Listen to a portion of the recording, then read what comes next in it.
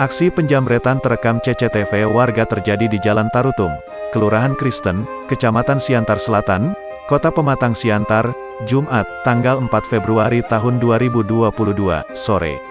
Rekaman tersebut memperlihatkan kedua pelaku memanfaatkan waktu sedang sepi. Berdasarkan rekaman yang terlihat, tampak dua pria pengendara sepeda motor merampas paksa telepon genggam milik seorang wanita berhijab yang sedang berjalan kaki.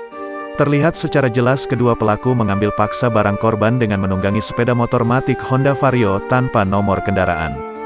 Mereka kemudian berhasil kabur lantaran korban kalah tenaga.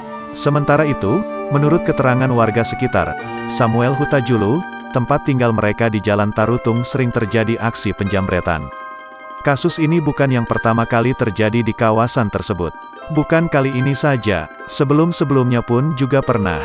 Kemarin juga anak sekolah handphonenya diambil, pokoknya sudah seringlah, ujar Samuel diwawancarai, Sabtu, tanggal 5 Februari tahun 2022.